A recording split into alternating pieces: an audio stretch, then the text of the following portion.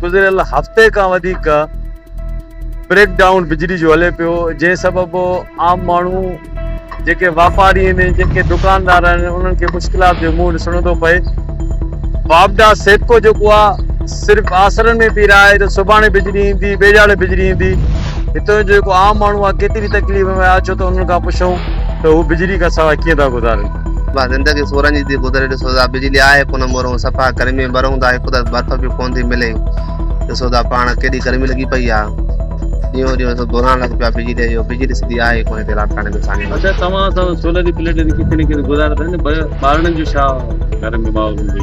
उन्हनि सां वॾो मसइलो लॻो पियो अॼुकल्ह। ॾिसो था पाण बर्फ़ आहे कोन, ॾिसो था अस्पतालूं भरियूं पियूं आहिनि, नंढड़ा मासूम बचा आहिनि, दर पदर आहिनि, ईद जे ॾींहंनि ते बि साईं बिजली कान हुई। हे कहिड़ी मसइलनि में त हे कहिड़ी ज़िंदगी आहे असांजी।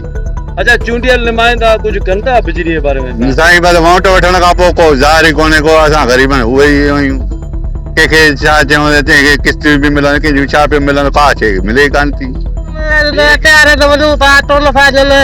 हिन खां अलावा चवनि था त हर शइ असां ग़रीब माण्हू बिजलीअ खां नथा रही सघूं। पोइ इहे जेको हफ़्ते खां वठी बिजली बंदि आहे त घर ॿार कीअं था गुज़ारनि वीचारा, फैमिली जेके आहिनि? बसि यार असां ग़रीब माण्हू न सोलर न प्लेट है, हाणे इंसान बिजलीअ खां सवाइ कुझु नथो थिए। असांजो वाट को कमु हले थो, इहो करे ते पिया हथ हलायूं था, सॼो ॾींहुं तव्हांजे साम्हूं कमु हले थो। बिजली जेका झटका थी ॾे, 2 मिंट 5 मिंट 10 मिंट, अधु कलाक वधि हली, वरी राति में बि अधु कलाक थी अचे, वधीक न थिए।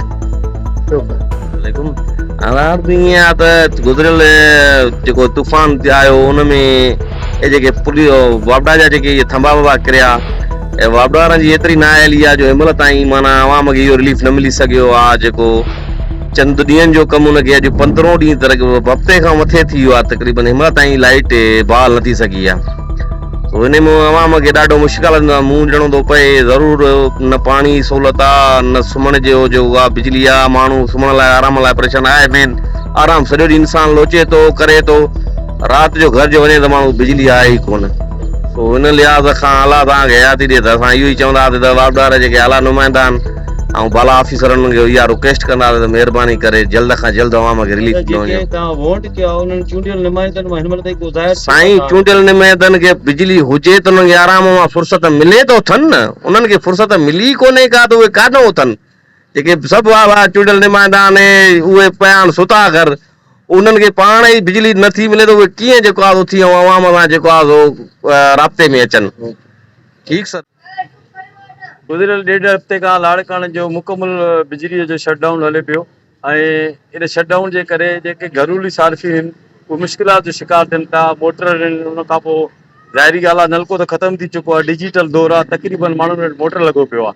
हर कंहिं वटि सोलर जी प्लेट त कोन्हे का। बिजली जे आसरे जेको आहे पाणी न हुअण जे करे अवाम ॾाढो परेशान आहे। उन खां पोइ माण्हू ऐं अवाम जो चवणु आहे त महिरबानी करे सेफ्को वारनि खे त गुज़ारिश था कयूं त बिजलीअ जो जेको शटडाउन आहे उहो ख़तमु करायो वञे ऐं बिजली बहाल कई वञे।